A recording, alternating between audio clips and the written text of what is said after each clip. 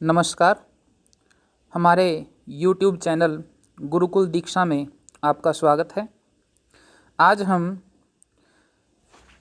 कक्षा 9 के लिए निर्धारित हिंदी की पाठ्य पुस्तक क्षितिज भाग 1 के अंतर्गत काव्यखंड की प्रथम कविता कबीर की साखियों के विषय में चर्चा करेंगे। कबीर जी हिंदी साहित्य के अंतर्गत भक्तिकालीन निर्गुण ज्ञानाश्रयी काव्यधारा के प्रतिनिधि कवि हैं। इन्हें संत कवि भी कहा जाता है, जैसा मैंने यहाँ पर लिखा भी है, इन्हें संत कवि भी कहा जाता है। और जो संत कवि थे इनमें से लगभग सभी की जो वाणी थी, जो उनका काव्य का स्वरूप था, वो लगभग सभी ने खंडनात्मक शैली का अनुसरण किया है। कबीर जी के समकालीन रैदास जी, जिनको रविदास जी कहा जाता है, धर्मदास जी, गुरु नानक देव जी और अन्य बहुत सारे कवि थे जो खंडात्मक शैली के अनुसरण करते हुए चल रहे थे। समाज में विभिन्न प्रकार की जो विचारधाराएं थी, जो समाज को बांटती थी, उनका विरोध किया था। तो यहाँ भी कबीरदास जी ईश्वर प्राप्ति कि ईश्वर को कैसे प्राप्त करना है, समाज के स्वरूप और हमारी सामाजिक स्थिति किस प्रकार की हो, कैसे हमें जीवन जीना चाहिए, इसके विषय में अपने इन साखियों में चर्चा करते हैं। अब यहाँ जो प्रथम साखी है, कबीर जी कहते हैं मानसरोवर। यहाँ पर देखिए जो पहला ही शब्द आया है मानसरोवर, सुभर जल। अब मानसरोवर यहाँ पर क्या है? मानसरोवर एक तीर्थ स्थल है। आप लोगों ने मानसरोवर तीर्थ यात्रा का नाम भी सुना होगा। मानसरोवर सुभर जल, सु अच्छी प्रकार से भरा हुआ है, जल से। जो मानसरोवर है, हमारा जो तीर्थ स्थल है, वो अच्छी प्रकार से जल से भरा हुआ है। हंसा केली कराही।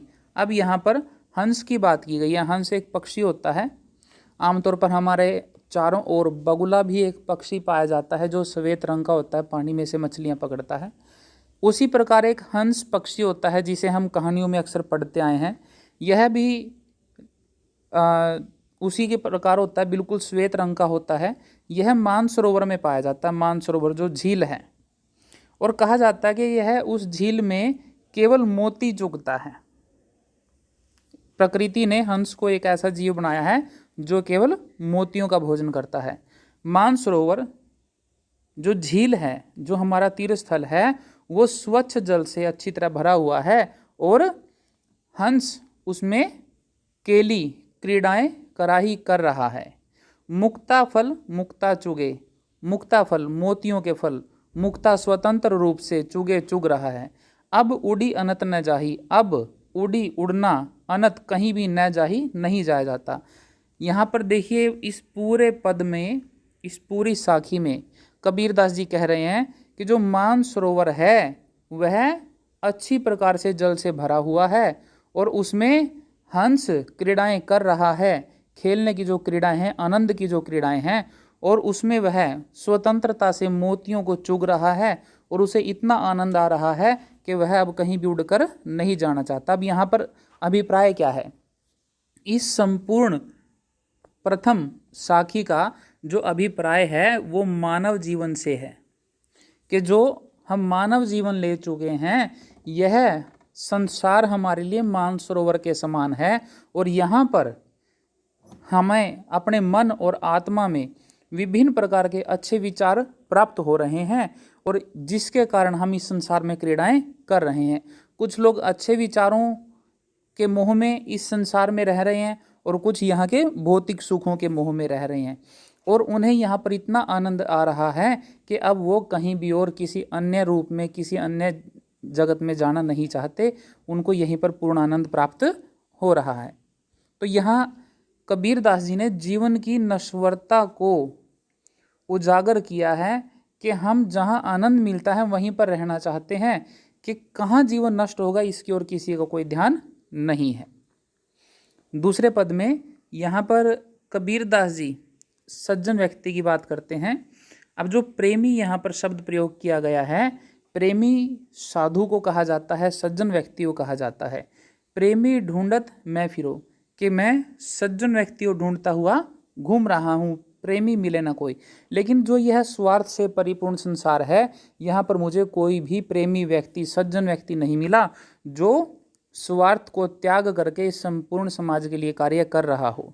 लेकिन कबीरदास जी कहते हैं प्रेमी को प्रेमी मिले। अब जब हमें कोई प्रेमी व्यक्ति नहीं मिलेगा, कोई सज्जन व्यक्ति नहीं मिलेगा, तो हमारा मन भी उद्विग्न हो जाएगा, हमारे मन में भी क्रोध उत्पन्न होता है कि यह कैसा संसार है। लेकिन जब प्रेमी को प्रेमी मिल जाता है, जब सज्जन व्यक्ति को सज्जन व्यक्ति मिल जाता है, तब सब विष अमृत होई। तो विष क्या है, यहाँ पर विष से क्या अभिप्राय है? विष हमारे मन में उत्पन्न वो विचार हैं जो हमारे समाज के प्रति द्वेष की भावना उत्पन्न करते हैं, या किसी प्रकार की ईर्ष्या की भावना उत्पन्न करते हैं, किसी भी प्रकार के असंतोष की भावना उत्पन्न करते हैं। तो जब हम प्रेमी से मिलते हैं, सज्जन व्यक्ति से मिलते हैं, तो हमारे मन में जितनी भी ईर्ष्या है, द्वेष है, वो सारा नष्ट हो जाता है और समाज हमें स्वच्छ दिखाई देने लग जाता है। अर्थात जो सज्जन व्यक्ति है उसका मन बिल्कुल स्वच्छ होता है और उसे समाज भी स्वच्छ दिखाई देने लग जाता है। तीसरे पद में कबीरदास जी हस्ती की बात करते हैं। अब हस्ती आमतौर पर कहते हैं कि किसी व्यक्ति बारे में कह देते हैं उसकी हस्ती बहुत बड़ी है। हस्ती से अभिप्राय उस व्यक्ति का समाज में स्तर होता है, लेकिन यहाँ पर हस्ती है हाथी के बारे में प्रयोग किया गया है। हाथी एक विशाल प्राणी है। धरती पर जितने प्राणी पाए जाते हैं, हाथी उन सब में विशाल है। हस्ती चढ़िए ज्ञान को। अब कबीरदास जी देखिए, यहाँ पर मैंने आपको पहले ही बताया ज्ञानाश्रयी काव्य धारा के प्रतिनिधि कवि हैं। अब ज्ञान से अभिप्राय क्या है कि वो जो सांसारिक भौतिक सुख हैं इन सब से दूर केवल उतना ही समाज से, उतना ही सृष्टि से लीजिए जितनी हमें ज़रूरत होती है, और बाकी शेष सबके लिए छोड़ दीजिए। अब ज्ञान सबसे महत्वपूर्ण है यदि हमें इस रास्ते पर चलना है, क्योंकि ज्ञानी व्यक्ति ही इस प्रकार का त्याग करता है। अज्ञानी व्यक्ति तो इस संसार से, प्रकृति से सब कुछ ग्रहण करने में, उसे बटोरने में लगा रहता है कि जितना है सब मैं अपने पास इकट्ठा कर लूं। लेकिन जो ज्ञानी व्यक्ति है उसके ज्ञान की, उसके स्तर की बात कर रहा है कबीर जी। हस्ती चढ़िए ज्ञान को, कि हमें हाथी के समान विशाल ज्ञान को प्राप्त करना चाहिए। और हाथी के समान विशाल ज्ञान कब प्राप्त होगा? सहज दुलीचा डारी। दुलीचा क्या होता है? हाथी के ऊपर जब हम बैठते हैं तो एक आसन लगाया जाता है, एक चौकी लगाई जाती है, चौकी जैसा होता है जिसके ऊपर छतरी लगी होती है, उसे दुलीचा कहा जाता है कि हम सरलता से बैठ सकें। उसी प्रकार जो यहाँ दुलीचे की बात की गई है, यहाँ पर आसन की बात की गई है, साधना। जब भी हम साधना करेंगे तो हम आसन लगाएंगे, और आसन कब लगाएंगे? जब हम नीचे कुछ अच्छा ऐसा बिछा लेते हैं कि हम सीधे जो हमारे शरीर से ऊर्जा उत्पन्न हो रही है वो धरती के संपर्क में ना आए। तो कबीरदास जी कहते हैं कि हमें ज्ञान, हाथी जैसे विशाल ज्ञान की सवारी करनी चाहिए, हाथी के जैसे विशाल ज्ञान को प्राप्त करना चाहिए। सहज दुलीचा डारी, आराम से साधना रूपी आसन लगाकर। अब यहाँ पर ध्यान देने की बात है, ज्ञान कब प्राप्त होगा? जब हम साधना करेंगे, चाहे वो हम किसी भी रूप में करें। साधना विभिन्न प्रकार की होती है, हर व्यक्ति का अलग तरीका होता है। कोई व्यक्ति पहाड़ों में जाकर साधना करता है, कोई किसी पेड़ के नीचे बैठता है, कोई जंगलों में जाता है, और कोई व्यक्ति समाज में रहते हुए ज्ञान का प्रचार प्रसार करता है। तो ये सब अलग अलग माध्यम होते हैं। तो यहाँ कबीरदास जी कह रहे हैं कि हमें साधना रूपी आसन लगाकर हाथी के समान विशाल ज्ञान को प्राप्त करना चाहिए। स्वान रूप संसार, आप देखिए यहाँ पर कितना बड़ा कटाक्ष किया गया है। जो संसार है इसको स्वान के समान कहा। स्वान अर्थात कुत्ता। जो संसार है वह अज्ञानी है। समाज की संसार की अज्ञानता की बात कीजिए, जो समाज है वो अज्ञानी है, और अपनी अज्ञानता के वश जो संसार की स्थिति है वो कुत्ते के समान है कि ज्ञानी लोग हमें ज्ञान बांट रहे हैं, लेकिन ये लोग ज्ञान बांटने वाले के ऊपर ही भौंकते हैं, झक मारते हुए घूमते हैं। ना तो यह संसार खुद ज्ञान बांटता है और ना ही किसी को बांटने देता है। इसीलिए कबीरदास जी कहते हैं कि संसार कुत्ते के समान है, भौंकता रहता है, इसे झक मारने दो। आप साधना रूपी आसन लगाकर ज्ञान प्राप्त करें और इस संसार को अनदेखा करते हुए आगे बढ़ते रहें। चौथी साखी में कबीरदास जी कहते हैं पखा पखी। अब पखा पखी से क्या अभिप्राय है? पक्ष और विपक्ष। कोई मेरे पक्ष में बोल रहा है, कोई किसी अन्य के पक्ष में बोल रहा है, कि पखापखी के कारणे पक्ष और विपक्ष की बातों के कारण सब जग रहा भुलान के सारा संसार अपने वास्तविक उद्देश्य को भूल रहा है। अब वास्तविक उद्देश्य क्या है? वास्तविक उद्देश्य होता है भगवान के चरणों में स्थान ग्रहण करना। अब कोई भी व्यक्ति है, कोई खूब पैसा कमा रहा है, उसके बाद वो दान दक्षिणा कर रहा है, धर्म कर्म के कार्यों में लगा रहा है, उसका भी उद्देश्य क्या है? कि वो चाहता है कि उसे स्वर्ग प्राप्त हो, भगवान के चरणों में स्थान प्राप्त हो। लेकिन मानव जीवन लेने के पश्चात हर व्यक्ति का यही उद्देश्य होता है कि हम भगवान के चरणों में स्थान प्राप्त करें और दोबारा जन्म न लेना पड़े। तो यहीं पर कबीरदास जी कहते हैं कि जो संसार के लोग हैं, पक्ष और विपक्ष, भौतिक सुखों के पक्ष और विपक्ष में खोए हुए हैं, लेकिन जो उनका मुख्य उद्देश्य है कि भगवान को कैसे प्राप्त किया जाए, वो सब उसको भूल चुके हैं। निरपक्ष होई के, निरपक्ष अर्थात निष्पक्ष होकर किसी भी पक्ष में बात न करना, बिल्कुल अलग हो जाना, कि हरि भजें, कि हर प्रकार के पक्ष और विपक्ष से दूर होकर, बिल्कुल एकांत होकर, सबसे अलग होकर जो हरि भजे, भगवान को भजता है, सो ही संत सुजान, वो ही सज्जन व्यक्ति होता है, वो ही भगवान को प्राप्त कर सकता है, वो ही इस संसार की दुविधाओं से दूर हो सकता है। 5वें साखी में कबीरदास जी हमारे समाज में जो बंटवारे का मुख्य कारण है, हमारे समाज को जो बांटने वाले मुख्य तत्व हैं धर्म और जाति, इनको ऊपर कटाक्ष करता है कि हिंदू मुआ राम कही। अब यहाँ पर देखिए केवल दो की बात आती है, एक हिंदू की और दूसरी मुसलमान की। तीसरी बात नहीं आती, क्योंकि सिख धर्म की उस समय मूल रूप से कहें तो केवल स्थापना हुई थी, स्थापना भी नहीं कह सकते। सिख धर्म सीखी अर्थात कि लोगों का भला करना सीखना है, इस चीज़ को लेकर, इस उद्देश्य को लेकर चला था। धर्म के रूप में उस समय उसका कोई प्रचार प्रसार नहीं हुआ था। लेकिन ईसाई धर्म अपनी शैशवावस्था में था, लेकिन हिंदू धर्म अपनी प्रौढ़ावस्था में था, अपने यौवन पर था पूर्ण रूप से। और मुस्लिम धर्म उस समय प्रारंभ हुआ था, 300-400 वर्ष ही हुए थे। तो दोनों के बीच में टकराव था। भारतीय जो भौगोलिक स्थिति है उसमें दोनों में टकराव था।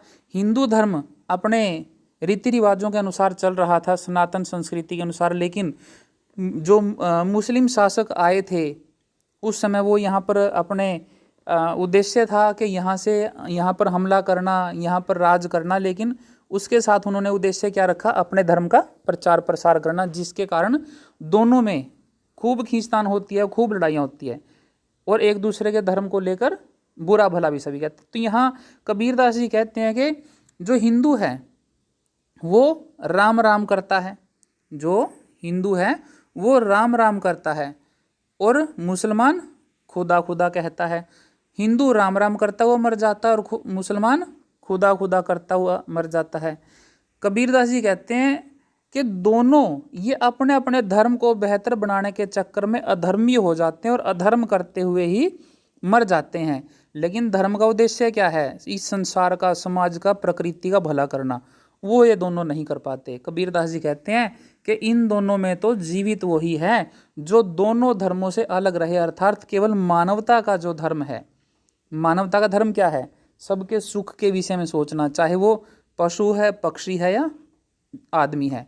इन सब के विषय के, इन सब के सुख के विषय में जो व्यक्ति सोचता है वही जीवित है। जो इन सब के विषय में नहीं सोचता, चाहे वो मुसलमान है चाहे वो हिंदू है, वो दोनों ही मरे हुए के समान है।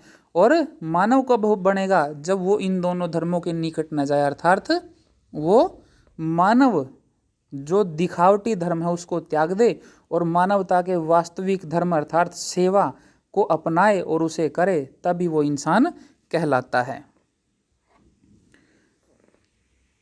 6ठी साखी में कबीरदास जी इसी बात का फिर आगे प्रचार करते हैं, अनुसरण करते हैं। काबा फिरी काशी भया, कि मैं काबा मुस्लिमों का तीर्थ स्थल है, कि मैं काबा घूम के आया, काशी हिंदुओं का तीर्थ स्थल है। मैं दोनों जगह पर गया, मैं काबा भी गया और काशी भी गया। राम ही भया रहीम, मैं काबा में गया तो राम रहीम बन गया और काशी में गया तो राम हो गया। लेकिन दोनों जगह पर मैंने जाकर देखा कि दोनों ही एक हैं, दोनों ही इस सृष्टि को चलाने वाले हैं, दोनों ही भगवान हैं।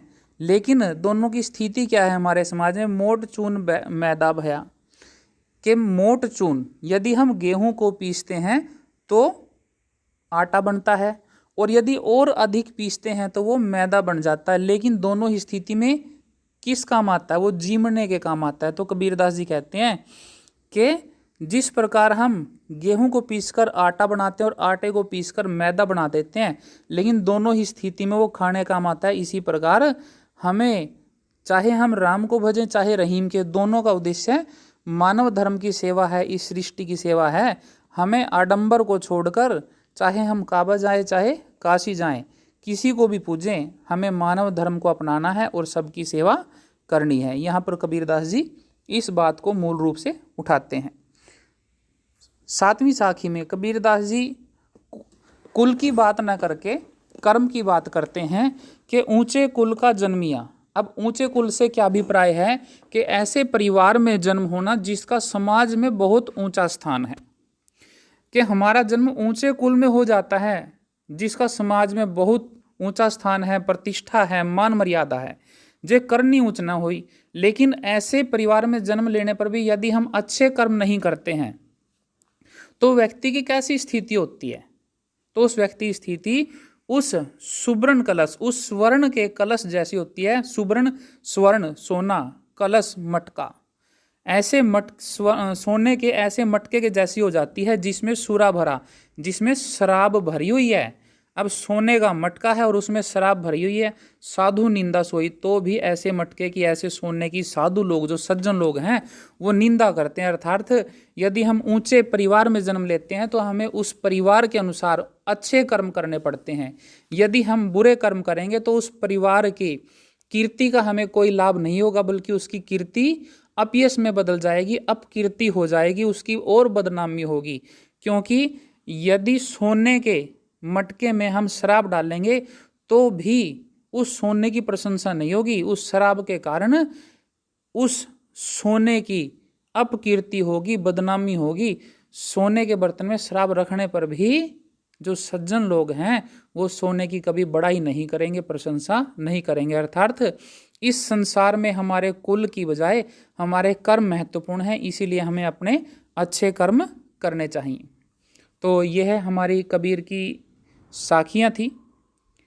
आशा करता हूँ ये आपको बेहतर तरीके से समझ में आई होंगी। आप इसे ध्यानपूर्वक सुने इसे, और हमारे इस चैनल को लाइक करें, सब्सक्राइब करें और शेयर करें। शेष भाग अगले वीडियो में। धन्यवाद।